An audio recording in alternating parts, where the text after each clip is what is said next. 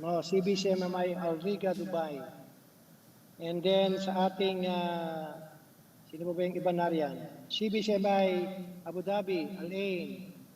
So welcome po sa ating Sunday School. By the way, ang Sunday School po ay hindi po one way teaching or preaching ito, no?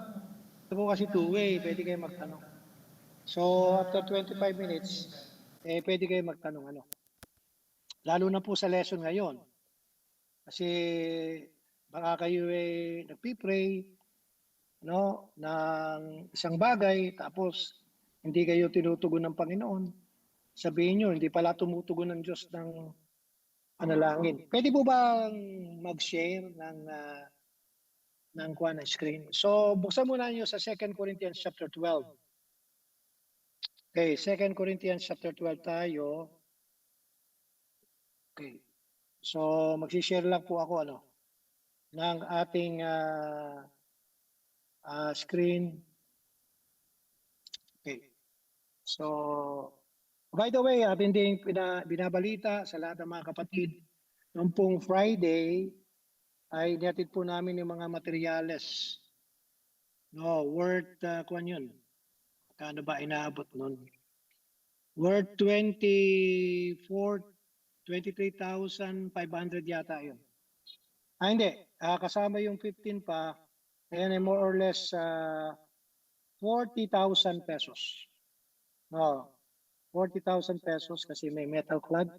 So, pinag-pray natin that Pastor Marcel will do the construction or the installation of that metal cladding, no, sa susunod na linggo. Pero salamat po sa lahat ng mga tumulong doon.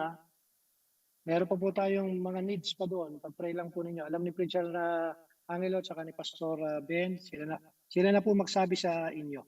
At isa pa pong balita ay atin na pong nadala na po lahat ng mga materyales na in-order natin, roofing materials worth 430,854 yata yun.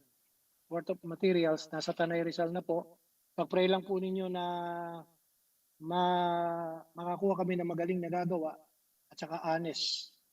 So yun po Okay, so tayo ay dumako sa ating Sunday School. Dito na po tayo sa chapter 12. So may nagtatanong, Pastor, para pong dyan sa ating pinag-aaralan ay hindi po tinugon si St. Paul. Kasi po ay considering St. Paul is sabihin na natin that he is the ano bang sasabihin? The grandiose apostle. Kasi number one, because he wrote 12 books in the New Testament. If we will consider the book of Hebrews to be in his authorship, 13. Number two is sabi ni St. Paul doon ay sa 1 Corinthians 15:10 na at dito sa ating binasa na nitong nakaraan na binabanggit niya yung kanyang higit na paghihirap sa lahat ng bagay patungkol sa ministry of the gospel. No. Yung pagkakabanggit niya ng salitang I more is saying na I suffer a lot of things. Compared to your sufferings. At sa 1 Corinthians 15:10, binanggit dito, but by the grace of God I am what I am, and His grace which was bestowed upon me was not in vain. But I labor, take note of the word, more abundantly than they all. Yung they niyan is, siyempre, niisip ni St. Paul yung mga alagad, mga naging alagad. Yung 12. Okay. Abundantly than they all, yet not I, but the grace of God which was bestowed unto me. Kaya talagang siya po ay, kumbaga sa kuwan ay, is the chief sinners, but he is also ano, uh, the top apostle among the apostles. Bakit? Kung yung iba po, alam natin yung mga storya ng mga apostles, that they suffer a lot of things din naman. Si John nga, di ba? Nagpakulo ang Emperor Nero ng kumukulong langis. Inihagis siya doon. Still buhay pa siya. Nang hindi siya mapatay ni Nero, ipinatapon siya sa Patmos. So, nagkaroon siya ng, na-exile siya doon, na ipatapon siya doon, no, at namatay siya sa katandaan. Si Apostle Paul is, by the way, it is his desire din na makaharap niya si Nero, ang emperor. And most probably he confronted Nero because that is his request. And kilala natin si Saint Paul. He preached the gospel to Festus. He preached the gospel to ano pa siya ba isa? Festus, sino ba isang pinunta na Felix, and then King Agrippa. And because he was called to the Gentiles, and then sabi pa doon ng Panginoon kay Ananias, puntahan mo yan kasi yan ay may tawag eh. Ang pagkakasabi dito sa kay Ananias ng Panginoon, okay, sa verse chapter 9, verse 15, go thy way, raise a chosen vessel unto me, to bear my name before the Gentiles, and take note the word, and kings, and the children of Israel. Hindi lang King Agrippa yun. No, at naniniwala tayo na nakatakbo niya si Emperor Nero, the king at the time of ng Roman Empire. At siya na ang gospel. Kaya siya pinaputulan ng ulo. Kasi sa tuwing siya harap, he is always preaching the gospel of the Lord Jesus Christ. But, on the other hand, he was given the thorn of the flesh, and he asked the Lord thrice, but the Lord did not answer him. No, at ang reason, nabanggit na natin, dito sa ating lesson, the Lord refused to remove the thorn, but promised to supply His grace, which is the power of God.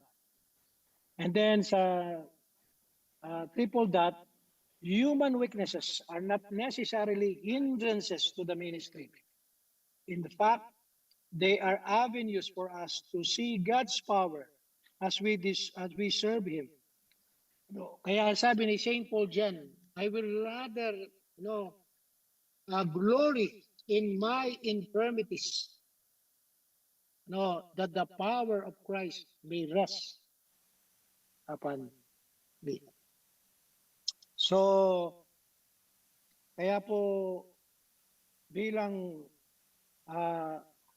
conclusion, therefore Paul boasts and take pleasure in his inabilities and limitation. This is in accordance with the golden rule of boasting.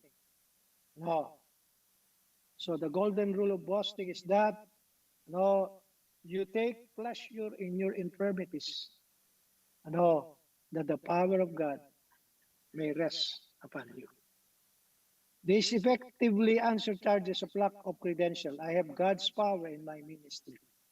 So, and I boast of my weaknesses. So doon natin makikita na isa sa mga laging hinahanap po ng mga tao ng araw, panahon po ng Roman Empire is that we will believe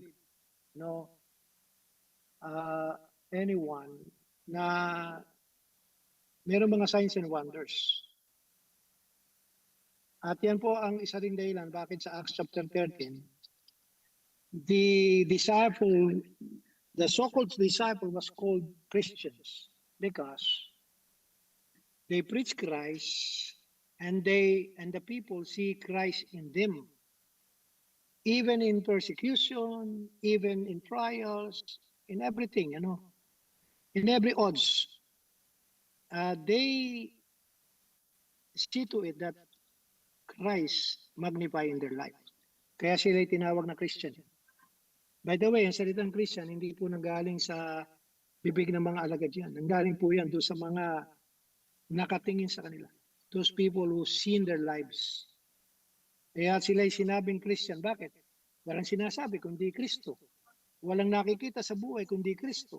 Kung ano yung paghihirap ni Kristo, hindi na paghihirap na nakikita sa kanila. At hindi sila sumusuko. Kaya they are called Christians then. Okay, they were called Christian then. No. So yun po, So hindi siya tinugon ng Panginoon for his prayer, Three times na na-pray siya that the Lord will grant him healing, but the Lord did not give him healing. No, God gave him grace. Sufficient grace. And sometimes, sinabi ko na ito noong nakaraan na yan din ang dahilan bakit may mga sakit tayo. No. Bakit yung mga, alam ba ninyo, yung mga missionary noong araw, hindi naman tumatanda. Mga kapatid, alam ba ninyo mga missionary ng araw, hindi naman tumatanda. Ang average, if you will study their lives, their span of life, average sa mga missionary nung araw, sina Livingstone, ano pangalan yan?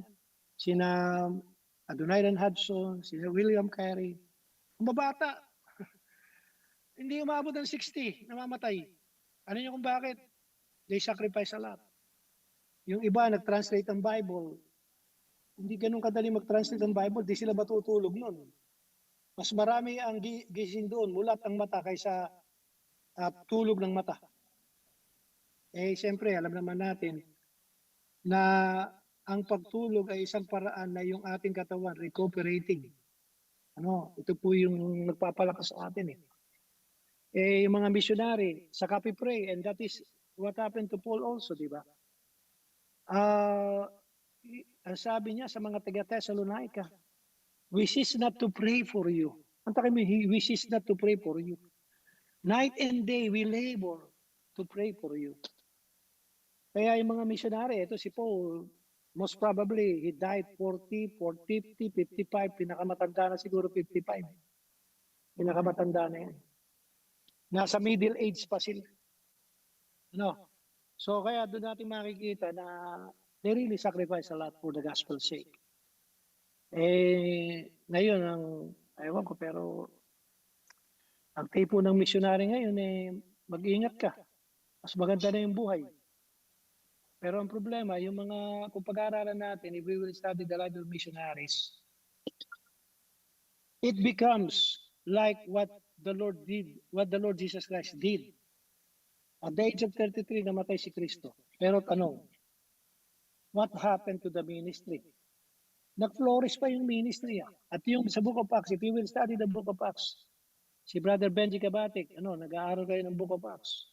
Makikita ninyo yung growth ng church hindi dahil sa mga simpleng mga pagkakataon sa buhay. The growth of the church and His word grew in times and midst of persecution. Doon humalago Namatay si James sa Acts chapter 13. Mas lalong parang cancer na nagkaroon ng tinatawag na nagkaroon ng nagkaroon ng metastasize ba yan? O nagkumalat ang mga alagad. Kumalat ang salita ng Panginoon. Anong pangalan itong batang-batang missionary sa Aucas, Indian? Sino nakakatanda? Aldrich, natatanda mo ba yung missionary sa Aucas, Indian? Na nagsabi na, ano ba yung sinabi niya? Meron siyang madandang quotation na sinabi nakalimutan ko yun. Pero may maganda siyang quotation. Si Jim Elliot. Missionary to the Aucas, Indian. Hindi po nakapag-share ng gospel, hindi nakapag-aakay ng kaluluwa yun. Pero alam mo ninyo, namatay siya. Alam kung sinong ginamit doon sa mga Aucas Indian, misis niya. Si Beth yata, Elizabeth Elliot. Namatay siya. Ay ngayon, ang problema natin sa mga misyonary, huwag kang sumabog dyan, baka mamatay ka agad. Pero kung titingnan natin ang mga missionary journey ng apostles, itong mga martyrs natin, pagka may namamatay, lalong tumitindi yung pagkalat ng ebanghelyo.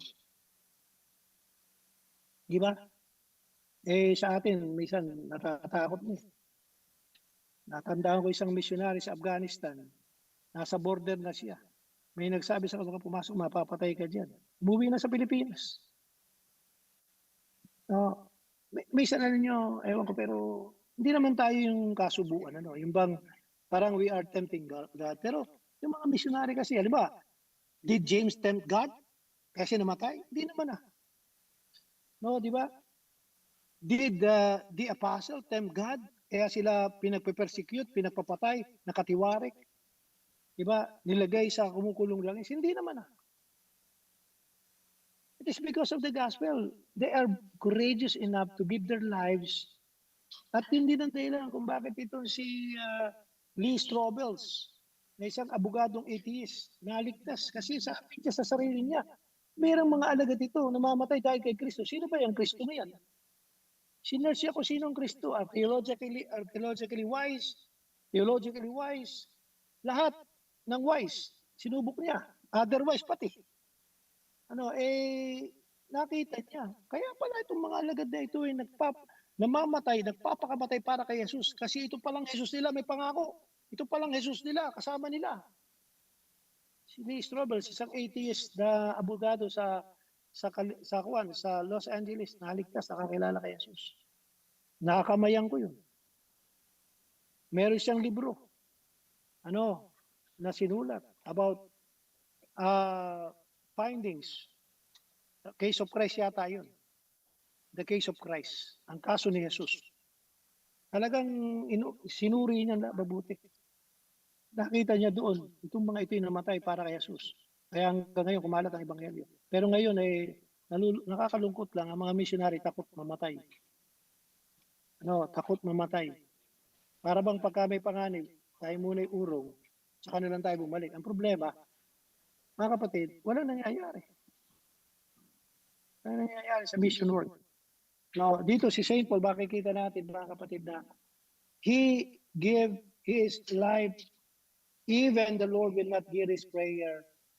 He continue his ministry, the gospel ministry. Okay. So yun po, yun ang sagot natin. May mga pagkakataon, the Lord did not hear our prayers, not because He is not God here, He is not an answering God to our prayers. May dahilan siya.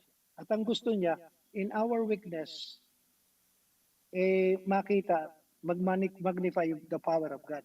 At yan din naman ang naging dahilan po doon sa Acts chapter 9. Ang sabi ni Jesus Christ doon sa mga alagad na nagtanong, sino po may kasalanan? Siya po ba ang mga magulang niya? Ang pagkakasagot ni Kristo ay ganito. Verse 3 ng chapter 9, neither had this man seen nor his parents, but the works of God should be made manifest in him. Sometimes, in our weaknesses, in our difficulties in life, nagmamanifest yung works of God in us and people believe the Lord Jesus Christ. Diba? Naniniwala sila kay Jesus kasi sa dinadanas nating problema sa buhay, nagpapatuloy tayo and the people amazed of what we are experiencing. And despite that difficult experience in life, we just go on and serve God faithfully. We keep serving the Lord. Dapat ganun din lahat tayo. Para naman yung ebanghelyo yung gospel mas kumalat. Di ba Brother Benji Abate, kayo mga nag-aaral ng Book of Acts, hindi ba ganun ang nangyayari sa Book of Acts? Tama ba ako? Kapag may persecution, lalong kumakalat yung salita ng Panginoon. Kapag mayroong judgment ng Panginoon, sa Acts chapter 5, nagkaroon ng judgment At ang sabi doon sa Acts chapter 5, sa Acts chapter 5, ito yung binabanggit ko lang in relation to, minsan hindi tayo tinutugon ng Panginoon, naghihirap tayo, pero ang gusto lang niya, mamagnify yung kanyang gawa. Ang sabi dito sa chapter 5, nung pamatay si Ananias sa Sapira, dahil sa mukhang pira, ang sabi dito and great fear came upon all the church and upon as many as heard these things. No. And then doon sa verse, meron pa dito verse na nagsasabi patungkol sa yung salita ng Panginoon ay kubalat, At naging ayan, verse, and believers were the more added to the Lord, multitude of men and women. Kaya minsan, God allows us to suffer a lot of things. No, not hearing our prayers because He wanted that His power rest upon us. At tayo bilang Kristiyano, we will boast on our infirmities.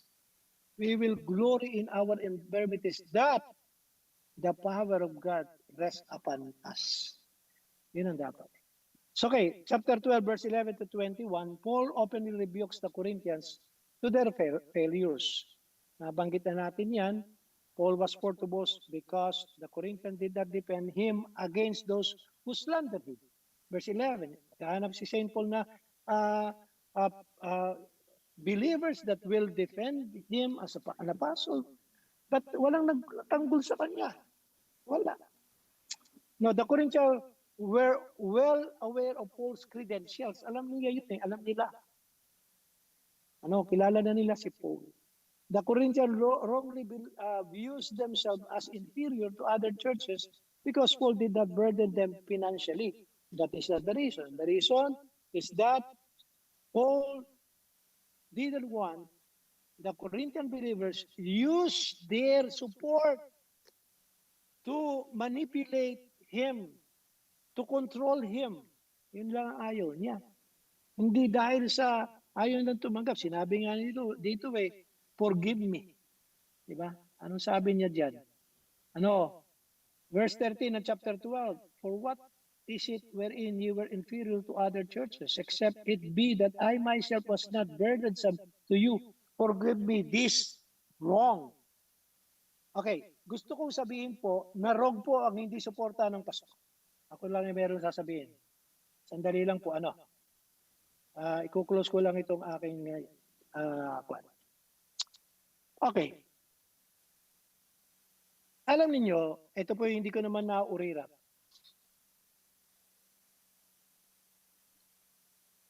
Okay. Mga preacher ninyo dyan, preacher Angelo nagtatrabaho. Pastor Jake, ngayon wala nang trabaho, resign siya, full-time siya sa ministry. Si Pastor Ben nagtatrabaho. Preacher Edmond nagtatrabaho. Si Preacher Benjiro, nabasa ko, wala siya ngayon dyan sa Abu Dhabi, nagtatrabaho siya. Pero ako po'y, kung titingnan natin sinabi ni St. Paul, forgive me this wrong. Ano sinasabi niya, forgive me this wrong?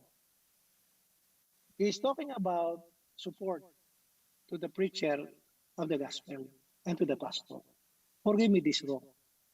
Wrong yun sa kanya. Hindi tama yun Hindi siya tumanggap Kaya lang, his reason is that you don't want that support to be a control to him by these Corinthian believers. Pastor, anong gusto mong i-drive? Pastor Ben, kung papayagan mo lang ako, Pastor Ben, sumagot ka lang kung nandiyan ka. Payagan mo lang ako sabihin ito. Okay? Pastor Ben, kung ayaw mo sabihin ko to, okay lang. Pero payagan mo lang ako sabihin to. Ito isa patungkol sa support. Sige, payagan mo lang ako. Kung ayaw mo ako payagan, okay lang. Sige Pero po, sige. sabi ni St. Paul, forgive me this wrong. Pastor, anong wrong yan? Ang hindi pagsusuporta sa missionary, sa mga pastor at preacher. Yan po ibig sabihin yan. Ako hindi ko po naurirat ito. Nagsimula kayo ng gawain dyan, hindi ko tinatanong kay Pastor, Pastor Ben, binibigyan ka ba ng support? Hindi ko tinatanong yan. Hindi ko tinatanong, pero ngayon, siyempre, Pastor Jake is full-time. No. Mga kapatid, ngayon nasa Sarja, talagang dapat suportahan si Pastor Jake. Allow me to say this, na Sarja, I raise 50,000 pesos here in the Philippines. Hindi for the reason of supporting Pastor Jake lang ang reason ko. To open my heart to you, gusto ko lang sabihin nyo, kami hindi namin siya pastor dito, pero gusto namin siyang suportahan. Sana gayon din kayo. Okay, naintindihan po ba ninyo? Okay, kung ako yung mapupunta ulit dyan, mag-uurirat ako ngayon ng mga support sa mga Pastor Ben, Pastor Jake, Preacher Angelo, Preacher Benji, at saka yung Preacher Edmond. Mag-uurirat ako. Bakit? Forgive me this wrong. Mali yan eh. Mali yan. Kami, kaganda ang loob na lang ni Preacher Angelo. Bless you, Preacher Angelo. God bless you. Dito, may 3,000 support ka. 1,000 pesos. Pero binigay mo sa Pastor Chris Lumibaw. Pero support mo yun. Galing sa church yun. Kaya po, gusto ko lang sabihin sa inyo lahat, ang support po ni Pastor Chris, galing po sa San Nicolas 5,000. Galing po kay Preacher Angelo 3,000, 8,000. Ano? 3,000 galing po dito sa CBM. Ang Russell Kaima, meron kayong support. Alam niyo kung magkano yun, di ba? Okay. Ito, merong pangangailangan sinend sa akin si Pastor Chris. And we are praying for that. Pero ang ibig ko lang sabihin ganito. Ulitin ko ulit sinabi ni St. Paul, forgive me this wrong. Okay, forgive me this wrong. Anong wrong yan? Anong mali yan? Mali na hindi ko tinanggap ang support. Mali na hindi nyo ko suportahan. Mali ang hindi magsuporta ng mga pastor, preacher at mga missionary. Mali. Okay, naintindihan po ninyo? Okay. So, ako po kung pahintulutan ng Diyos makapunta dyan, mag-uurirat ako ngayon. Tagal-tagal ng Pastor Ben na pastor dyan, dapat may support yan. Okay, immaterial kung hindi tanggapin ni Pastor Ben o tanggapin. Basta paberbaan niyo siya at gusto niya ibigay kahit saan yan, hayaan niyo siya. And that is one thing din na sinabi ko doon sa church ng Green Haven nung araw. Suportahan si Pastor Ermita. Kung ayaw tanggapin ni Pastor, paperma niya sa butcher at kung saan niya gustong ibigay. Kung gusto niya ibalik sa offering, di ibalik niya at sinuportahan niyo. Okay? Ito po, sasabihin ko na. Inannounce ko na kanina, nag-iipon kami ulit ng offering dito. No, sasabihin ko na, bibigay kay Pastor Ben. Padadala sa pagkatapos ng buwan. Pairing kuwan, itong kung uuwi si na Sister Vita, Brother Bernard, padadala namin. Okay, ano bang mensahe, Pastor, ang gusto mo? Hindi lang para mag-support kay Pastor Ben, para sabihin ko sa inyo, kahit may trabaho ang isang pastor at missionary, si Paul ay may trabaho dito eh. May trabaho si St. Paul po dito. Nag-tent making yan eh. Tent maker yan eh. Tatrabaho, kumikita, pero tumatanggap ng support sa Pilipos. Di ba? Tumatanggap po ng support sa Pilipos. Okay, naintindihan po ba ninyo? Okay, naintindihan po ba ninyo? So, we are raising money for Pastor Ben just to send a message. Oy, suportahan niyo yung pastor niyo. Okay, I raise money here not because they are our missionary, but I raise money here to tell you we ought to support the pastor, missionary, preacher because it is wrong not to support them.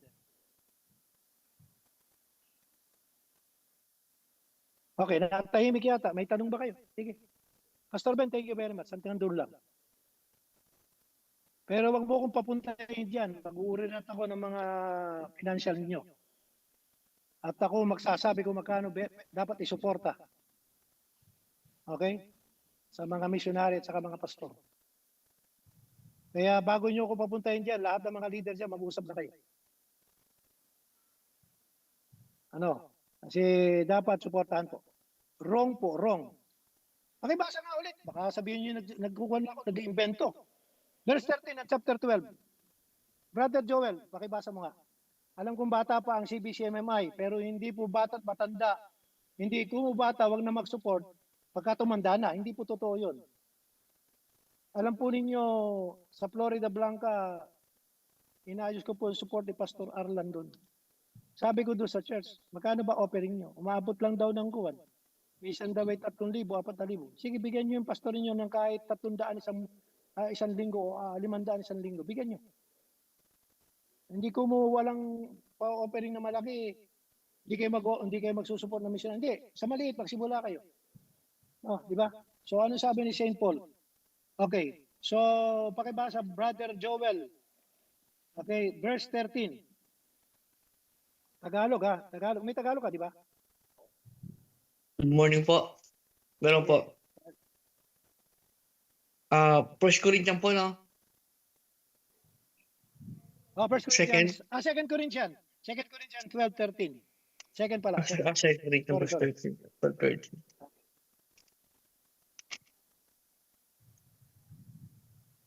Second Corinthians, chapter 12. verse 12, 12, Chapter 12, 13. Ako. Sapagkat, ang inyong ikinahuli sa ibang mga iglesia, kundi ako'y hindi naging pasalin ninyo. Ipatawad ninyo sa akin ang kamaliang ang ito. Okay, kamaliang ito. So yung po sinasabing burdensome, hindi pa bigat. Hindi ko kayo inas ng support. Yan. So siyempre, hindi naman nag-aasi Pastor Ben ng support. Diba? Dapat yan automatic. Diyan sila, naglilingkod sila. Okay, sabihin nyo may trabaho. Paano kung mag-resign? Saka nyo gagawa ng paraan. Parang may mali doon. Hanggat hindi pa nagre-resign, bigyan nyo support. Pagka nag-resign, taasan na ninyo. Ganun lang naman ang usapan Kahit kay na Preacher Marco, yan, dapat ay may support. Ako, may mga preacher na nagpupunta sa kung saan-saan. Wala namang masamang yung pong mga church na pinupuntahan. Meron pa yung ibibigay sa mga preacher na nagpupunta. Yung nagpapadala, meron din. Diba? Dapat ganun din. May mga support. Meron kayo binibigay man lang. Bukod sa panggasolina. Pastor, bakit po? Alam po ninyo, itong church sa San Nicolas, ito po yung church na napakaraming sinusuportang workers volunteer. Alam po ba ninyo? Alam niyo yun, may listahan si Pastor Ben na ipinost nung parang 1 month ago, Pastor Ben. Lahat ng mga full-time worker, lahat po na yun, tumatanggap sa church po yun. Lahat yun tumatanggap sa church. Yung mga volunteer, meron po doon tumatanggap sa church team. Pastor, bakit po? Kasi parang ang naiisip ko, kung wala itong mga taong ito, paano tatakbo ministry? Sinong kakampi ko? Sinong katuwang ko? Sinong maaasahan ko? Sinong a-assist sa akin? Sino? Diba? Sino? Sa prinsipyo sa business, huwag mo daw pabayaan yung mga taong kumakayod sa iyo, para sa iyo. Huwag mo pabayaan, pakainin mo at busugin mo. Para nang sa ganun, kumayod na maigi. In principle, doon sa pinabi ni Saint Paul yan, do not muzzle the ox while toiling. Huwag ninyong busalan ang baka habang siya ay gumagawa. Diba? So, kaya kami, nagsusuporta kami. Ang missionary. Ang mga missionary natin, sinusuportahan natin, tulad ng atin nang naipangako nung araw pa, sa mga direct missionary, 5,000, yung iba 10,000. Yan ang sinusupport natin sa mga missionary. So, pero ang Diyos po, hindi naman nagkukulang. May pagsasakripisyo, natural lang po naman yun. Punong-puno nga ng sacrifice sa Old Testament. Bakit naman tayo sa New Testament, ayaw natin mag-sacrifice? Puro sacrifice nga Mga burnt offering, mga sacrifice yan Mga sin offering, sacrifice yan. With offering, sacrifice yun. Meat offering, sacrifice lahat yun. Meal offering, sacrifice lahat yun. Puro sacrifice yun. Kaya nga ang temple ay house of sacrifice House of offering. So, siyempre, kailangan natin magsakripisyo. So yun po, ang ibig ko sabihin ganito. Dapat ang mga pastor, missionary sinusuportahan. Kung ang pastor tatrabaho katulad ni Pastor Ben, nasa kanya ng discretion yun. Pastor, tanggapin mo support, ipadala mo sa akin. Di ba, kung ayaw mo, kung sobra ka naman, di ba? Okay yun, di ba? O yung mga ayaw, ayaw tumangkap ng support yan dahil may mga trabaho kayo. Eh di tanggapin nyo, tapos ipadala nyo for Pastor Cornelio Sacramento, love gift. O, di ba? Eh di, nakatanggap na kayo ng support, nakatulong pa kayo sa iba. Di ba? Hindi, joke lang yun. Pero ang ibig ko sabihin ganito, suportahan. And then hayaan, kung gustong ibalik sa offering, di ibalik. At least, sa mata ng Diyos, hindi kayo mali. Right kayo, hindi kayo wrong. Di ba? Naintindihan po ninyo. O, may tanong po. Sige. Aldrich, sumatawa ka. May tanong ka ba doon? May tanong ka ba? O, tatanungin kita, magkano support ni Pastor Jake? O, sige. I-message mo na lang ako. Magkano support ni Pastor Jake? Galing sa Sardia. Pastor, O, sige, tanong. yung tatanong niyo po ba yung magkano yung support ni Pastor Jake? Pwede bang i-broadcast yan? Ay, ano po, wala pa po. Alam nyo, Hindi. i-memorize yan niya. Sasabihin na lang po namin pag napagkasundoan na po kasi nasa usapan na po. Kausap ko si Pastor. Sabi daw, Kausapan po po eh. oh, sige, humingi kayo ng tawad, forgive me this wrong, sabi ni St. Paul eh. Napag-uusapan na po yan ni Pastor. Humingi na po ako ng payo kay Pastor Ben. Kung paano namin i-resolve ba, Pastor? Yun, kaya ako, ito yung biblical. Mali. Nagkakamali tayo pag hindi tayo nagsusupport ng mga pastor, missionary at saka mga preacher. Nagkakamali tayo. No. Kahit na sabihin nyo may mga trabaho yan, mas maganda suportahan sapagkat yun ang gusto ng Diyos. Okay. O, sige, tanong pa.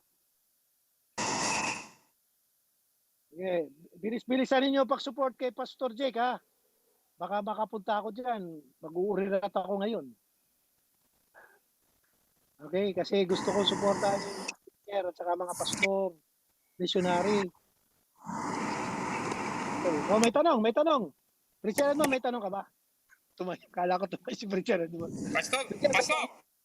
Sige, tanong. Sabihin ko na nga po kanina, nabanggit niyo na po kanina na kung sakali po ba, magkano po ba dapat? Mayroon po bang usapin dyan na patungkol, may porsyento po ba, may ganun po? Sa Bible naman, wala naman tayong mababasa. Pero ang pinaka tinatawag na principle sa pwede nating pagsimulan, para tayo makapag-support ng missionary, mga pastor,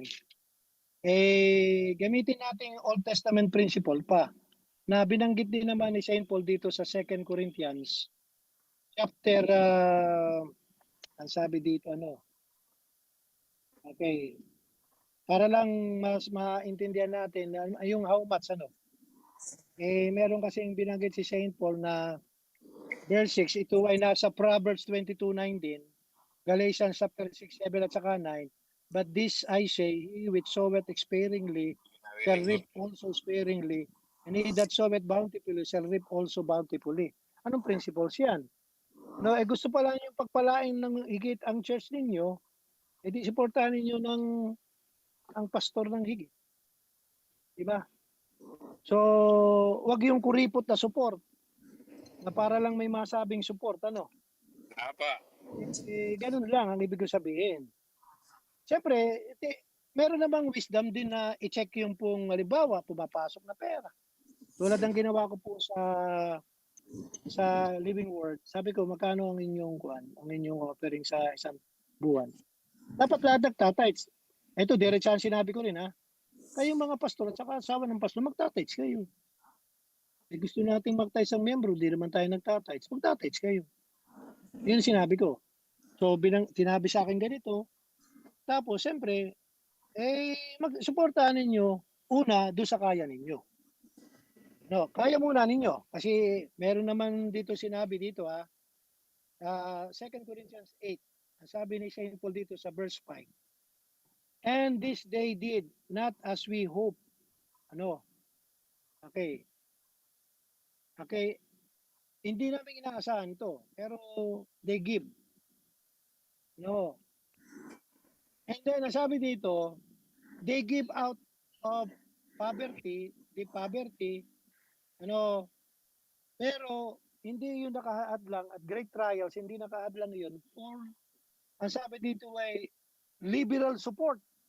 Liberal support or cheerful support ito cheerful support. So, ibig sabihin, hindi dapat malimitahan doon sa ito lang ang kaya namin. Kundi, tulad ng sabi ko doon sa mga tiga Living Word, sabi ko, pag-pray ninyo na yung pastor ninyo, mas masuportahan ninyo. Pero dito kayo magsimula. Diba? Dito kayo magsimula. Pero kasi dito sa inyong church, dito sa congregation natin sa UAE, may edad na yung ibang congregation. Sharjah, Ras Al Khaimah, diba? May mga edad-edad na. Yung mga nasa pangalan nito sa Abu Dhabi, siyempre may maturity na naman yung iba na dyan. So, dapat kayo ay mag-support. Sa Switzerland, okay, bata pa pong congregation, pero hindi po dapat mawala yung po bang kahit man lang ang tawag ay honorarium. Honorarium. Okay. Ginamit po yung salitang honorarium doon po sa double honor. Ano, ginamit ni Saint Paul yan, honorarium. Nang ibig sabihin, ito yung parang compensation sa kanyang ginagawa for his work sake. Okay. Ako, wag naman, nariyan si Sister Janet, saka itong Preacher Angelo, kung nandyan Pastor, Pero, may tanong ako. you are doing well naman. Si Preacher Angelo, saka yung kanyang pamilya, doing well naman. Kung doing Pastor. well, dapat deserving naman na kahit na honorarium na yung bang alam ninyong maluwag sa loob, ibigay nyo sa kanya. Diba? Pastor, Sige, Preacher, ito hindi naman sa, alam ko naman ang mga preacher talaga hindi na-train na tayo na hindi tumatanggap ng mga support. Kumbaga, itinutulong natin kasi yun na yung puso natin bilang sa mga pastor at saka preacher. So, sino ba dapat kasi alam nyo naman may hindi kakayanin ng preacher o pastor ang magsasabi na, suportahan nyo ako. Sino ba dapat ang gagawa niyan? Ito na, sinisimulan ko na. Preacher Ayun, Angelo, dapat. sinisimulan ko na yun. Pastor, paano kung sakali sa iba na hindi nakikinig sa inyo? Paano malalaman ng members? Mga bingi yun, mga bingi. Hindi, ganito. Okay, ito, ganito yan. Alam niyo, may mga leaders ang lahat ng ating congregation dyan. May mga leaders kayo Pasalamat po yung mga outreaches. Meron kayong pastor na pwede magsalita. Diba? Ako, sasalita ako sa inyo bilang, senior pastor. Kayong mga leader dyan, pag-usapan nyo. Siyempre, ang unahin nyo yung pastor. Mayroon namang unahin kayo, mga preacher. At ang pastor ang magsasalita about you. Pero, talk to the congregation about your pastor support. Diba kayo magsasabi? Ayun, siyempre, yung pastor, siya yung magsasabi. Ako na nagsasabi sa inyo. Ulitin natin. Hindi tamang, hindi nagsusupport ng mga pastor. Kahit na may trabaho si Paul. May trabaho yan. Handmaker yan Pero sinusuportaan yan. Tumatanggap ng support sa Pilipos yan, sa Macedonian churches. Tumatanggap yan. Hindi siya tumanggap sa Thessalonica, ulitin ko. 2 church ang hindi niya tinanggapan. Corinthians, ang dahilan niya is because he don't want that support to be a control to him.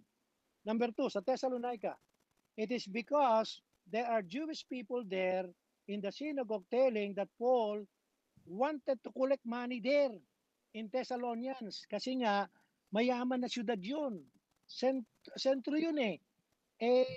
Ang pinangangalat na balita nitong mga chismosong mga Hudyong mga nasa synagogue, nandyan si Pope para mangolekta yan. Kaya hindi rin siya tumanggap ng support sa Thessalonians. That is his reason. So ngayon, pasalamat kayo, may Pastor Ben, kayong mga preacher. Pero kayong mga preacher mag-usap para sa Pastor Ben. Kayong mga leader ng Sarja mag-usap patungkol kay Pastor Jake. At hayaan ninyo, i-consult niyo kay Pastor Ben bilang senior pastor diyan sa ating UAE ministry. Diba? Pwede rin naman niyo kung tawagan. Diba? So yun. Kaya yun po yung dapat na gawin ninyo. At kayong mga preacher, siyempre, mahirap naman gawin ng parang ganito yan, ano? Parang gusto ko suportahan kay mga preacher, pero parang sabi nga ni St. Paul din dito, wala man lang nagtatanggol sa akin Wala man lang tumatayo sa akin Parang ganun din yun. Diba? Okay, tanong pa. Meron bang gusto magtanong? Pastor, Sige po. question. Pastor, yung tanong po is, saan po ba manggagaling yung support? Manggagaling po ba yun sa tithes and offerings, sa first fruit, or extra offering from the pocket of the members? Okay, thank you very much sa question yan. Okay, sa ating practice kasi as a church for how many years 36 years na, yung tithes, yung pong support ng mga pastor, associate pastor, assistant pastor, mga workers, full-time workers, nanggagaling sa general fund. Ang general fund is composed of tithes and offering. Hindi po kasali dyan yung first fruit, hindi kasali yung faith promise mission giving. Yun ang practice natin dito sa church. Ngayon, may ibang ito isang church na malaki malaking church. Ang membro ay mga dumadalo sa umaga mga 300, 400. Wala silang faith promise mission giving. Wala silang kung ano man na offering, isa lang offering, tithes and offering lang. Ngayon, doon nila kinukuha, porsentuhan ang ginagawa nila doon sa tithes and offering. Porsentuhan para sa missionary, kung ilang porsyento, pag may meetingan ng mga deacons at saka ng mga leader. O, alam ba, 15% ng lahat ng offering natin sa missionary. So yan, kaya nagvavaries yung support ng missionary. No, hindi katulad natin na sa pagka may faith promise mission giving, nadidetermine mo, ba, gusto nating ibigay ang 500 o 1,000 per missionary. 30 missionary, 30,000. Tama ba? O ngayon, igugol natin sa isang buwan, 30,000 dapat ang pumasok. Diba? So yun, nag-engage sa atin. Ngayon, sa ating mga practices, ganun din naman dyan. Merong tithes and offering, merong first fruit, merong, hindi ko lang alam, Pastor Ben, meron bang faith promise mission giving? Faith promise mission giving para sa missionary. Meron ba? Meron po ba, Pastor Ben? Meron. Okay. So, yan. Ngayon, Pastor, saan kukunin yung support ng pastor at saka ng mga preacher? Doon po sa tithes and offering. Okay. So, naintindihan po nyo, doon kukunin. So, ngayon, siyempre, kayo po, halimbawa, Pastor Ben, diyan po sa Alriga, pupunta. Ito, supportahan natin si Preacher Marco. Ganito. Diba? So siya na yung magsasuggest. Pero i-conformity niyon sa pumapasok na pera sa Alrica. Magkano ba tayo sa offering? Ano ba? Ito lang pumapasok. Meron ba mo mag-support na pumapasok na pera? Halimbawa sa isang congregation natin dyan ay halimbawa 5,000 dirhams a month. Pagkatapos gusto niyo support 6,000, baka hindi maabot yun. Bukod pa sa may mga bayarin pa kayo sa bila, hindi naman ninyo kinukuha yata, o meron pang special offering sa bila, pero minsan, ang ginagawa, minsan may mga ganun na kinukuha rin sa tithes and offering yung pagbayad sa bila, or pewa, or sewa, okay? So, kinukuha doon. So, siyempre, titingnan ninyo, babalansin ninyo.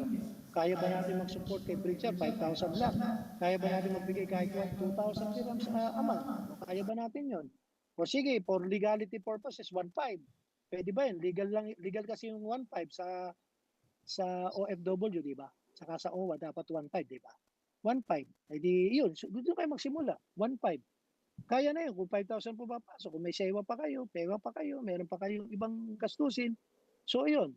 Ngayon, halimbawa, meron namang ibang church. Ito pong isang church na napuntahan ko, sabi sa akin, Pastor, kami pinagko-contribution para kay Pastor. Ako, wala namang masamang gawin din yan. Nagko-contribution. Kaya lang po, karanasan lang po bilang pastor, no? For 43 years. Minsan may mga commitment. Halimbawa, pastor support. 10 nag-commit. Minsan po, ang faithful lang dyan, mga 5, 7. May 3 hindi. O maybe, minsan may 4 lang na talagang fully nagbibigay. Yung iba, bawas-bawas na. Ba, nag-commit ang 100. Minsan, bibigay 50 lang. May ganun talaga. So, yun po. Pwede naman po yun. Contribution. Pero kung meron namang halimbawa tithes and offering, at pagyamanin natin ang ating tithes and offering, at sabihin natin sa bawat ito, sinuporta po natin kay pastor, salamat po sa Panginoon. O kaya ay kulang po ang support natin. Ako, nandiyan naman si Sister Vita, di ba? Sister Vita, nandiyan ka naman. Ito po, alam ni Sister Vita ginagawa kung may kulang kulang ang support ng pastor. Humingi ng mga payo sa mga taga-bilang ng pera diyan.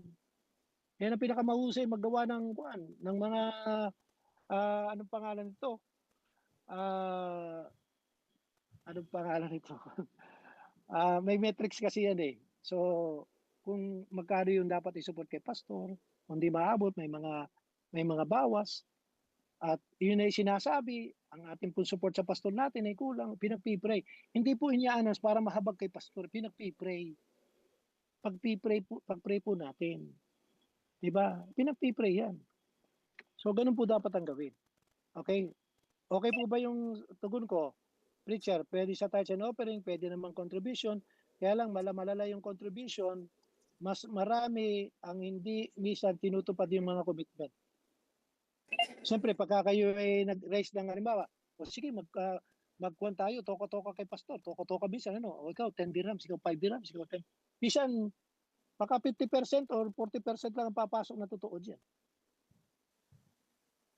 No, pero sana mali ako. Pero subukan nyo para mapatunayan mali ako.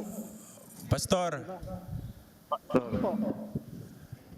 is it safe to say pag yung tao ay nagbibigay na ng tithes and offering, now hindi kasi sila, if hindi sila involved sa decision making kung saan mapupunta yung tithes and offering, pero yung isang tao Okay. nagbibigay na ng tithes and offering, is it safe to say na nagbigay na sila sa pastor?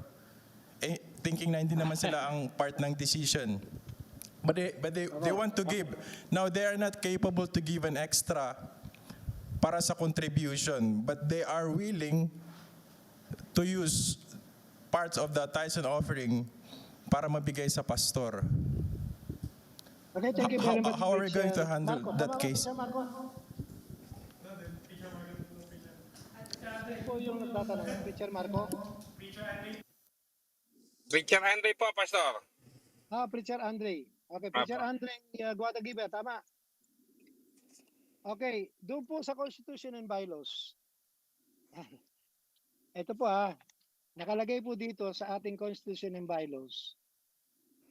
Okay, na yung pong support ng pastor. Ayan. Article 8, Section 1, General Fund. Yan ang maganda, may Constitution and Bylaws. Kaya pa, kahit na ano pa mangyari, may susundan. Okay, the church and its ministry shall be financed by the tithes and offerings of God's people. All monies are to be placed in the general fund under a unified budget. Additional monies may be borrowed when approved by the pastor with assistance of the associate and deacons. The salaries of the pastor and his assistant, associate, preachers, full-time workers, and salaries of staff personnel shall be paid from the general fund and shall be reviewed at least once a year in consideration of the rising cost of living. All expenses for special meetings and speakers shall be paid from general fund. They shall receive honorarium and determined by their pastor. So, Preacher Andre, nasa Constitution and Bylaws, kaya magbabasa tayo dapat yan. Dapat iyan ay itinuturo natin para hindi naliligaw at hindi walang alam yung mga tao.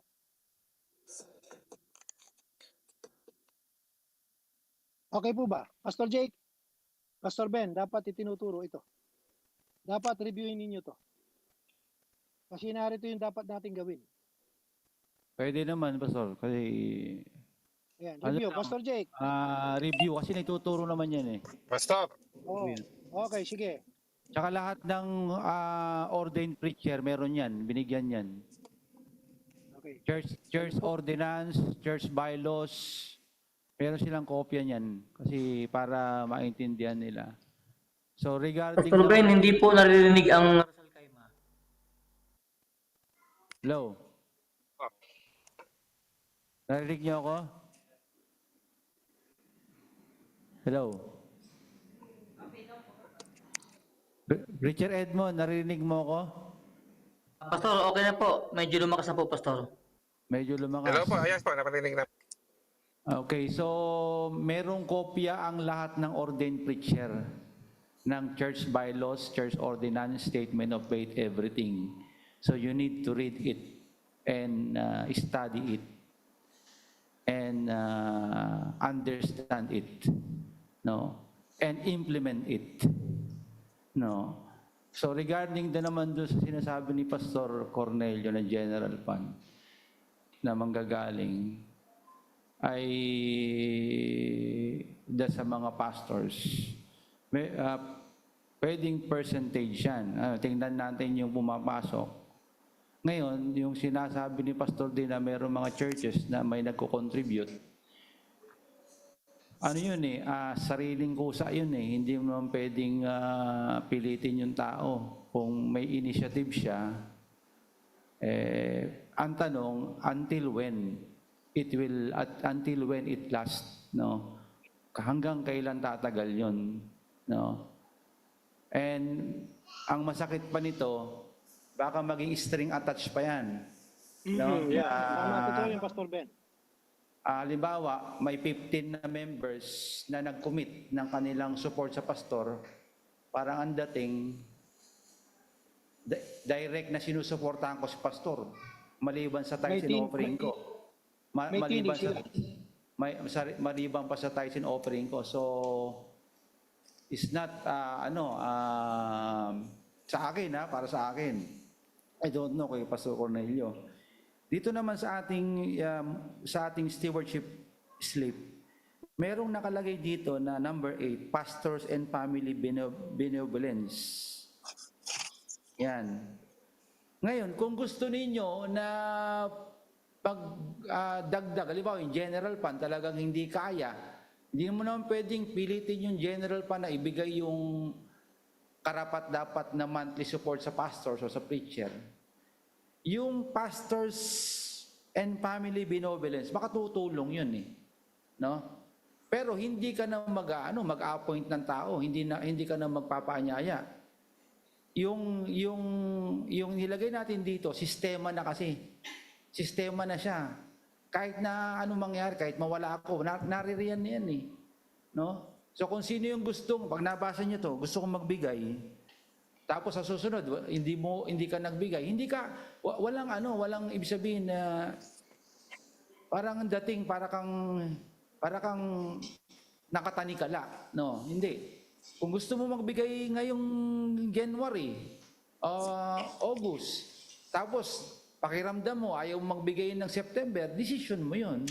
Pero, yung slip na to, ay sistema na. So, pangkalahatan, kahit bata nga no? Kahit bata, halimbawa, yung children ministry, gusto niyang magbigay sa pastor, lagay niya ng 1 dirham. Di ba? So, at least, kahit yung 1 dirham, naging bahagi ng kabuuan na ginugol na ibigay sa pastor. Hindi yung limit sa may trabaho lang, limit sa may income lang. Ang pagbibigay kasi hindi naman nakabase sa may trabaho lang eh.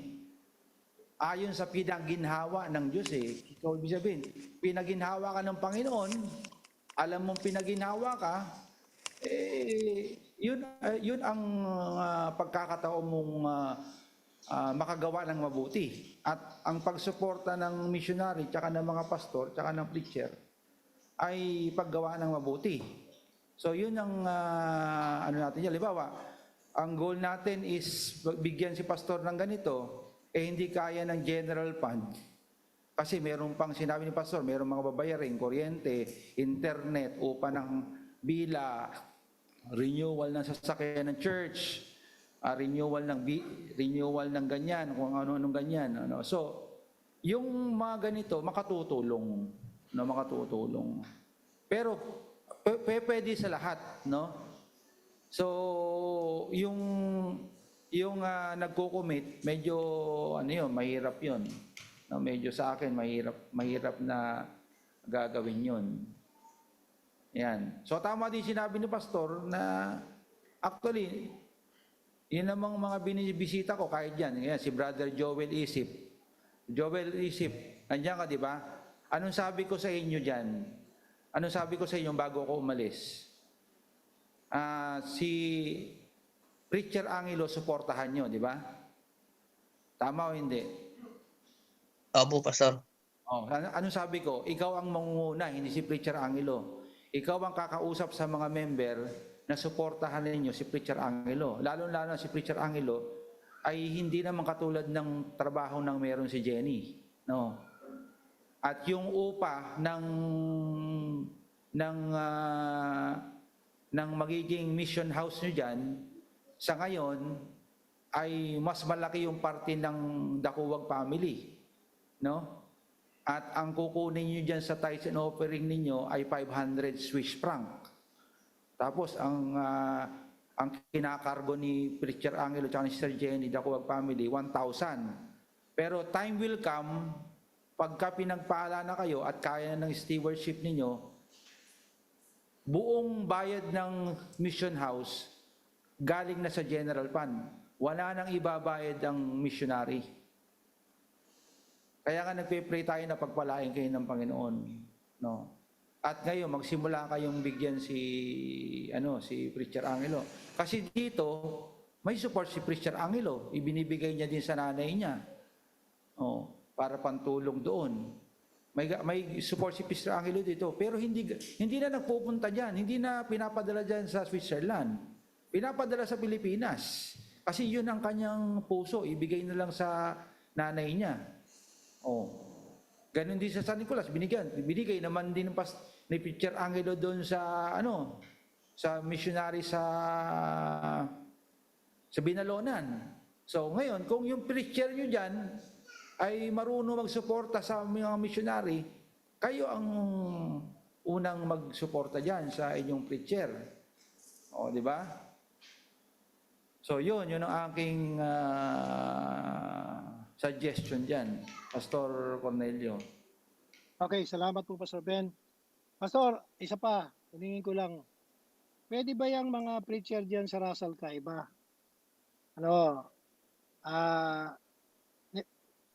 Gusto kong magpasa kayo ng proposal. Kasi po, yung budget kasi, laging proposal lang. Sister Bita, nandiyan Sister Bita. Alam niya na ang budget ng CBC San Nicolas, laging proposal. Kasi hindi pwedeng mag-fix. Laging proposal. Kasi bakit proposal? Pwedeng mag-vary eh. Kasi pagka po fix budget, hindi po kaya yan. Kaya po proposal, kasi pwedeng bumaba, pwedeng tumaas. Pero may matrix. Kaya po may matrix kami eh. Alam po nung mga nagbibilang ng pera dito yan. Pag ang pumasok na pera, hindi abot doon sa dapat tanggapin ni Pastor, may bawas na. Pinabawasan. Ngayon, meron pong tanong na isinend sa akin na, Pastor, kung may natatanggap po yung pastor na support, dapat po bang suportahan? Dapat din po. Pastor, bakit po? Kasi una,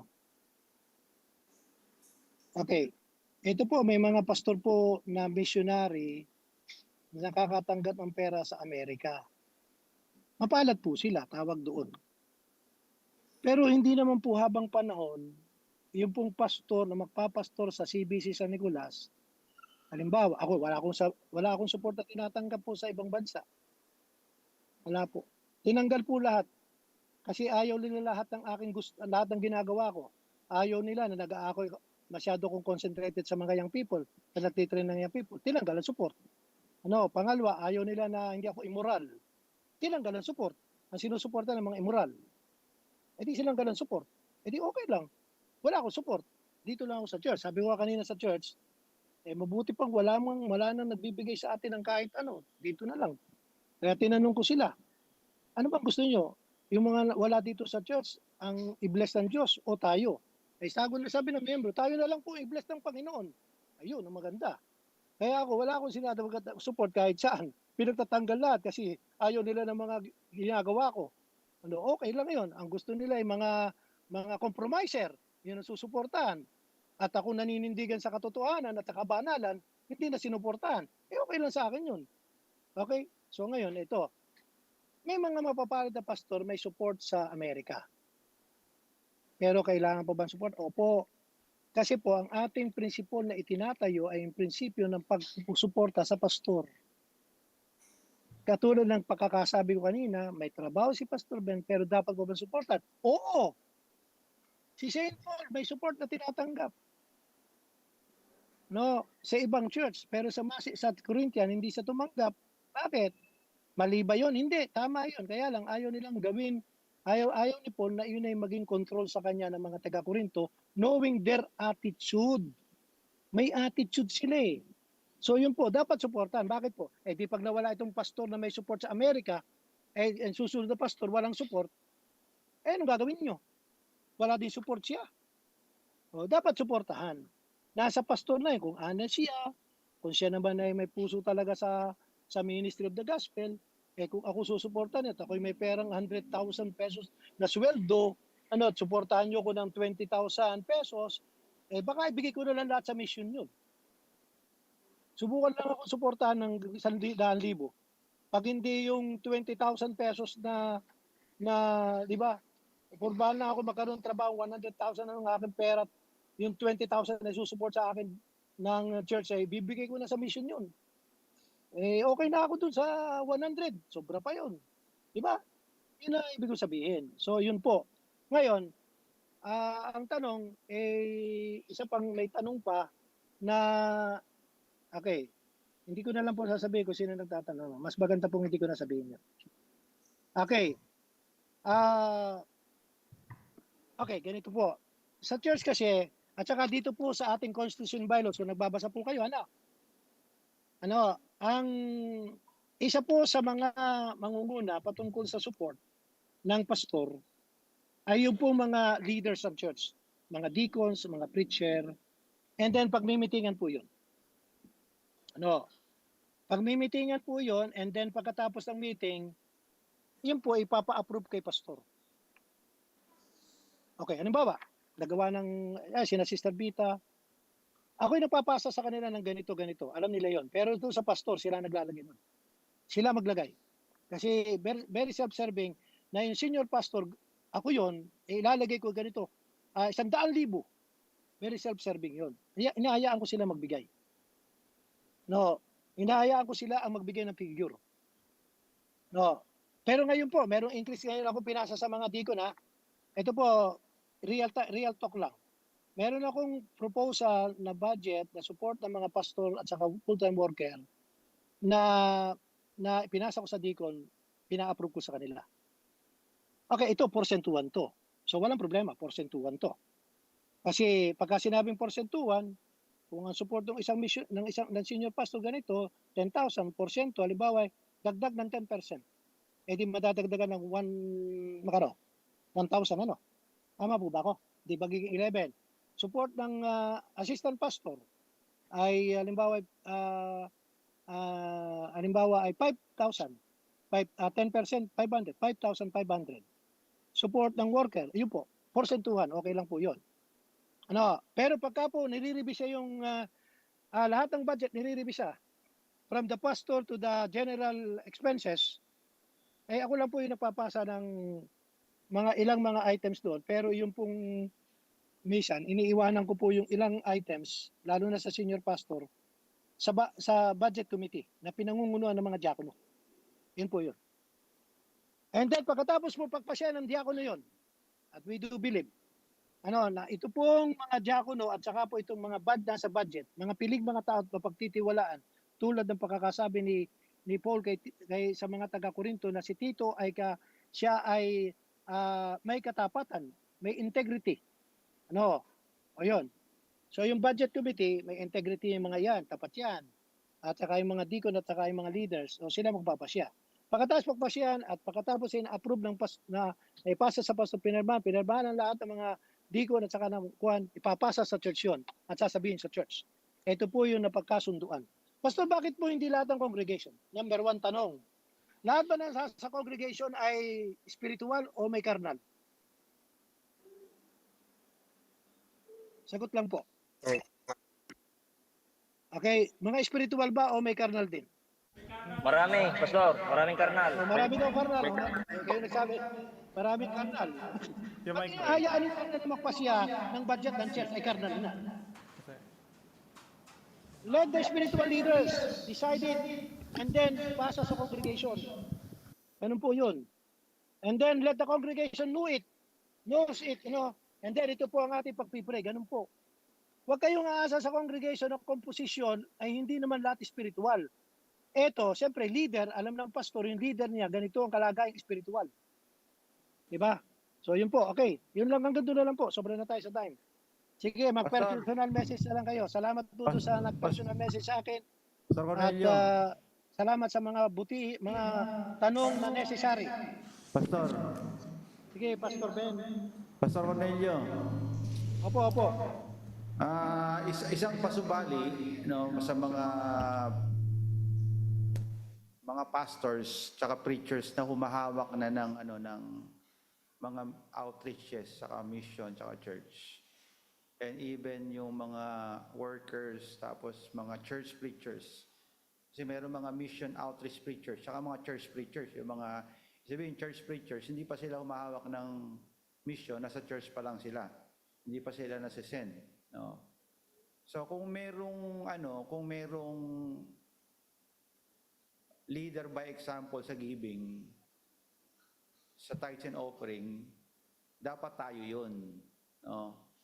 Tayong pastor, tayong preacher, mga anak natin, asawa natin, dapat tayo ang modelo ng church. No? Pag tumingin ba ng record ng church, hindi ba parang palakol ang inyong stewardship from January to December? Na may patlang-patlang. So mahirap tayong magsuporta ng mga pastor at saka preachers at saka mga workers na mismo sila, hindi sila naniniwala sa stewardship. Kasi yung ibibigay natin galing sa pera ng Diyos. Tapos yung bibigyan mo, hindi naman nagbabalik at nagbibigay ng respeto sa Diyos. So, paano mong see to it, no? See to it, Ikaw ang pinakauna pagdating sa steward, no? Kahit anong bigayan, contribution sa church, ikaw yung nangunguna. Hindi pinag-usapan dito yung amount. Ang pinag-usapan dito, may consistency ka, no? Kung ikaw yung pastor, tapos preacher ka, tapos hindi ka matapat sa tithes mo tsaka sa offering mo, ano ang moral ascendancy mo? Anong moral authority mo? Kahit mismo ikaw hindi mo kayang ituro yan sa outreach mo, wala kang drive, no? Wala kang drive to teach.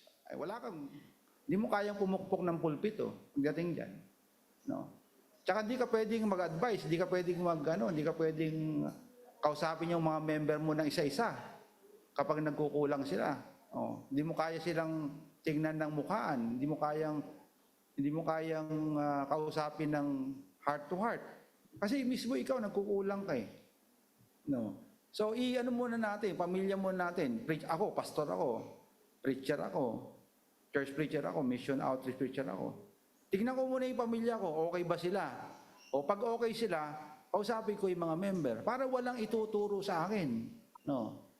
So yun ang ating pakaingatan pagdating sa sa pagbibigay ng suporta sa pastor at sa mission. Dapat see to it ng pamilya natin model ng church. No. Hindi tayo perfect. At least modelo tayo ng church pagdating sa stewardship. Tayong mga ordained preacher ng church, tsaka mga mission outreach preacher, tsaka pastors na humahawak na ng mga iglesia. Okay, salamat po Pastor Ben. Tama po 'yan ano. Mayroon pong tanong dito na siguro may personal message ko na lang, no. Brother Albert, Preacher Albert, meron kang tanong pero ikuhan ko na lang. Papayuhan na lang kita kung paano gagawin niyo dito, i-resolvehin itong problema ninyo. Kasi kaya nga dito sa church namin, dito sa San Nicolas, mayroon kami matrix. So may proposed budget, tapos pag hindi naaabot, may matrix. So, ngayon kung gusto niyo humingi ng matrix, bibigyan ko kayo kasi may matrix kami. Halimbawa, ang support na natatanggap ng pastor, meron nakalagay dito. So, merong matrix na tinitingnan. No, at alam po ninyo, sana nga kung Pastor Ben, kung meron tayong halimbawa isang pag-uusap patungkol dito, nadyan naman si Sister Vita, pwede pong siya magbigay ng kaunting ika nga ay mga dapat gawin kapag ito ginawa niyo yung support sa pastor niyo tapos hindi na bang naaabot, ito yung gagawin niyo. Kasi sila po yung gumagawa niyan eh. Sila po, ako'y tagatanggap lang eh. No, nung nagkaroon lang ng problema, sinabi ko, gawa natin ng paraan. So ginawa nila naman ng paraan. Kaya meron na kami sinusunod dito na wala Sister Vita, pero yung pa rin na sinusunod. Yung matrix na yun, yung pa rin po. Hindi na mababago yung matrix na yun. Kung ano po yung iniwan ni Sister Vita rito, yung pa rin po ang sinusunod ditong mga nagbibilang dito. Kaya yun ang maganda, kahit nawawala yung pong mga dati ng tagabilang dahil may matrix, hindi nalilito po. Hindi na ako namumroblema na katulad ng araw na nung araw na wala pa kami matrix, lagi na lang, pastor, ganito lang po pumasok, pastor, ganito po, paano po ba ito? Nag-iisip pa ako. Iisipin ko pa, kumano, minsan nakakaalangan pa. No, siyempre, ganito lang mabibigay sa akin. Siyempre, bilang pastor, no, at kung pairalin natin yung carnality, siyempre, mas gusto ko, mas maganda yung, mas malaki yung support ko. Pero ngayon, di ko na pinuproblema yun. Alam na nila pagka ganito lang ang support, ito lang ang percentage ng pumasok na sa proposed budget, alam na nila kung anong gagawin nila doon. Yun po, Brother Albert, may ganun. May ganun. Yun po, at Sister Vita po, magaling po diyan.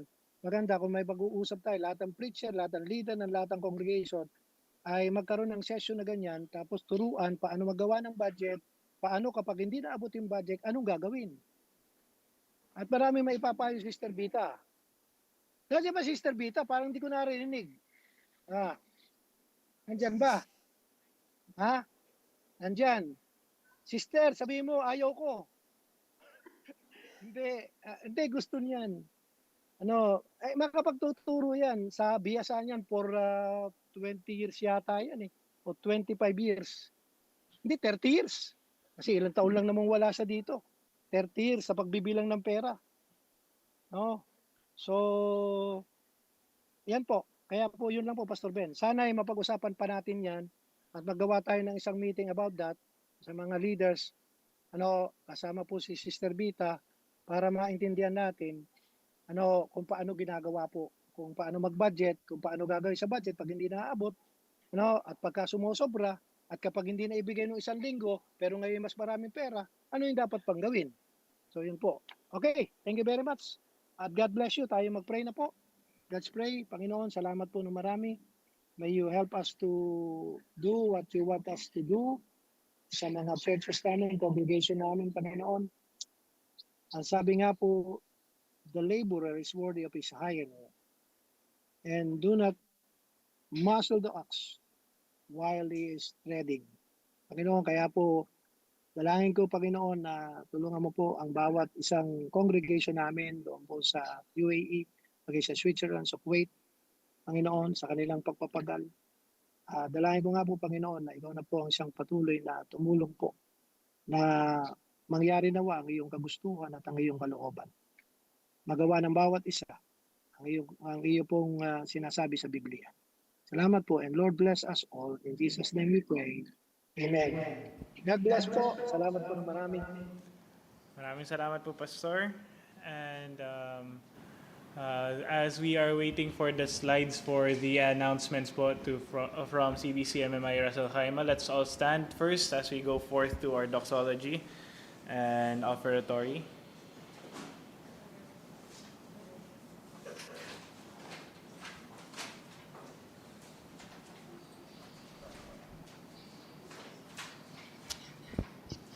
Let us sing our doxology. Praise God from whom all blessings flow. Praise Him, all creatures here below. Praise Him above, ye heavenly host. Praise Father, Son, and Holy Ghost. Amen. Let us go to the Lord in prayer. Dear God, gracious Heavenly Father, we thank you, Lord, for the time that we have learned your word. We thank you, Lord. We learned about giving, and Lord, we pray as we are about to give our tithes and offerings, our supports for the missionaries, and our commitments. Lord, we pray that you may bless this and may this be used for the furtherance of your ministry and of your gospel to all nations, to all the world. And we also pray, Lord, that you may bless those who would give, and may you speak to the hearts of those that would want to give but are unable to give. And we pray, Lord, that you may bless the tithes and offerings this morning. In Jesus' mighty name we pray. Amen. I'm giving because I love Jesus. I'm giving because I love Him. I'm giving because I love Jesus. I'm giving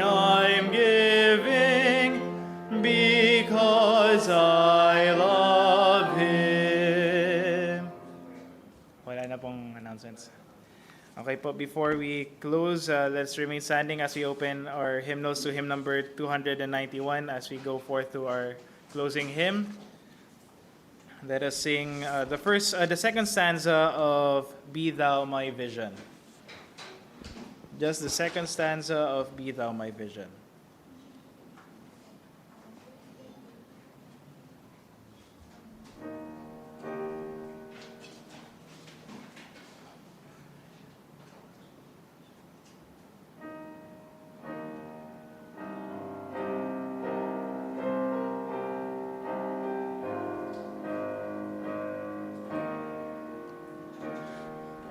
Be thou my wisdom, and thou my true word.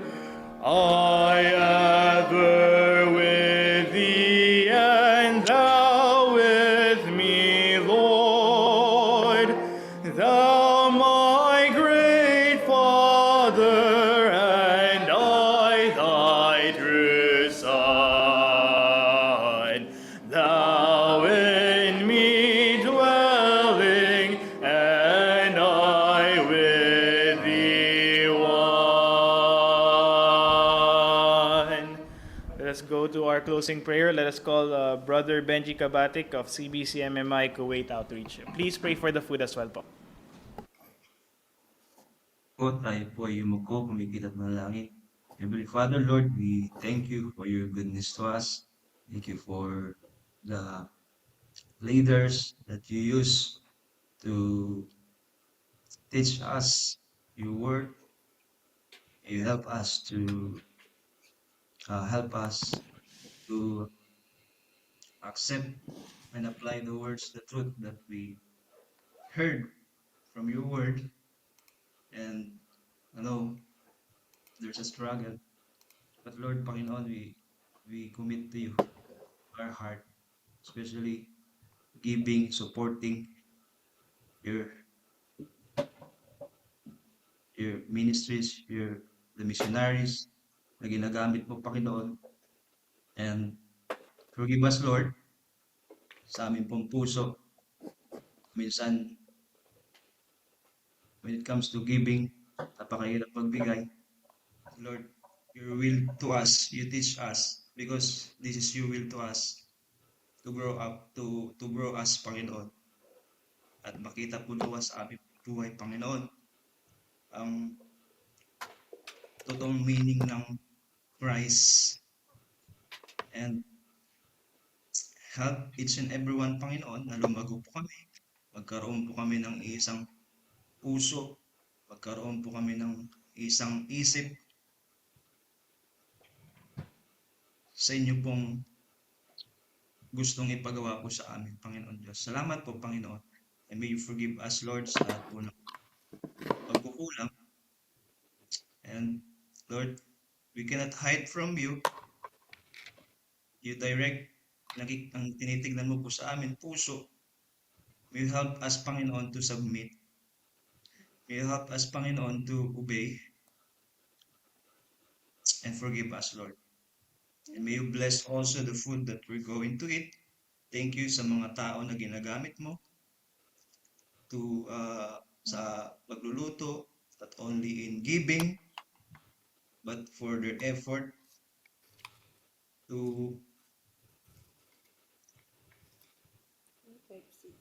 para sa ministry po, Panginoon Diyos. Not only giving, but yung effort po ng bawat isa, Panginoon. And maraming salamat po. Nawa po ikaw ang napapurihan. In Jesus' name we pray. Amen.